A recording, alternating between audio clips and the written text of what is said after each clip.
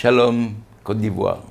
Mesdames et messieurs, comme président de KKL Israël, je suis très honoré de vous passer un grand bonjour. Et cette soirée-là, c'est un honneur pour nous de vous dire merci de ce que vous faites. Avec votre permission, je vais parler en hébreu, la langue de la Bible. אני מבקש להודות לכם מקרב לב על האהבה הרבה שלכם לעם ישראל ולארץ ישראל. קרן קיימת לישראל הוקמה לפני 112 שנים על ידי הרצל, חוזה המדינה, שהבין שכדי להחזיר את העם היהודי למולדתו, חייבים להפוך את המדינה לפורחת.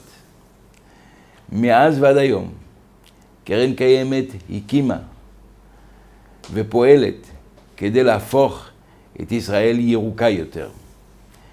אני שולח לכם דרישת שלום חמה מירושלים בירת העם היהודי. אנחנו אולי רחוקים מכם מבחינה גיאוגרפית, אבל אנחנו מרגישים שאתם קרובים לליבנו. בשם קרן קיימת לישראל, אני מאחל לכם אירוע מוצלח ומרגש, ושתוכלו בקרוב, במהרה, להגיע לארץ ישראל כדי שתוכלו לשתול את העצים. Merci de tout mon cœur, de ma part, de קרן קיימת et d'Israël.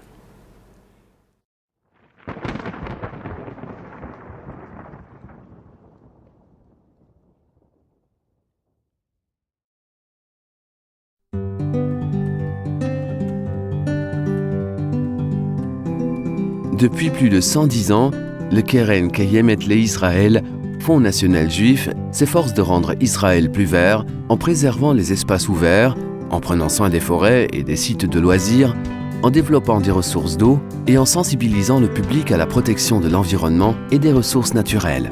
Le KKL est responsable d'un demi-million d'hectares de forêts et de terres boisées naturelles en Israël et a planté près de 240 millions d'arbres à ce jour. Le KKL agit en qualité du service des forêts d'Israël, travaillant en étroite collaboration avec le gouvernement israélien pour gérer, préserver et réglementer les nombreuses forêts naturelles et plantées partout dans le pays. Dans le but d'atténuer les effets des changements climatiques, le KKL plante des arbres et préserve la politique proactive de reforestation. Les forêts plantées et les limons dans la région aride et semi-aride du Negev empêchent l'érosion du sol et la désertification. Les forêts du KKL ont un effet sur l'environnement en Israël à plusieurs niveaux. Elles aident à stopper la désertification, elles influencent favorablement les changements climatiques, elles permettent de créer des poumons verts autour des zones résidentielles et encouragent la biodiversité. Le KKL crée et préserve des parcs et des espaces verts durables pour tous les habitants d'Israël. Les parcs biosphériques contribuent à l'équilibre parfait entre les individus et leur environnement. Le KKL investit également dans l'éducation environnementale des jeunes et de la communauté grâce à des initiatives telles que les forêts communautaires et les activités pour la jeunesse. Les forêts constituent les principaux centres de tourisme et de loisirs en Israël. Les forêts du KKL sont ouvertes au public gratuitement et incluent de nombreuses pistes pour les randonnées, les marches et les vélos pour l'écotourisme. Aujourd'hui, l'agriculture et la foresterie sont plus proches que jamais.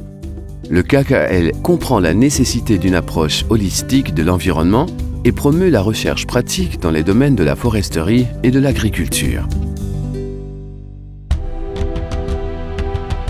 Pour soutenir l'agriculture, le KKL a également pris en charge la création de nouvelles sources d'eau à partir de l'écoulement des précipitations et des effluents. À ce jour, le KKL a construit plus de 230 réservoirs d'eau et digues qui fournissent près de la moitié de l'eau utilisée en Israël pour l'irrigation agricole. Le KKL partage ses connaissances pratiques et son expérience avec des pays du monde entier. Dans le cadre d'un de ses projets au Rwanda, le KKL a aidé à installer des pépinières et des ruches locales. Par ailleurs, les forestiers du monde entier viennent en Israël pour partager les connaissances des forestiers du KKL sur le boisement et la lutte contre la désertification qui est considérée aujourd'hui comme une menace mondiale.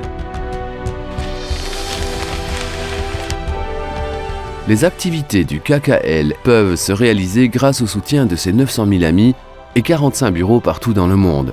Les nombreux partisans et collaborations du KKL dans le monde entier sont une preuve vivante que lorsque nous travaillons tous ensemble, nous pouvons faire du monde un meilleur endroit en prenant soin de notre terre, notre eau, nos arbres et nos habitants.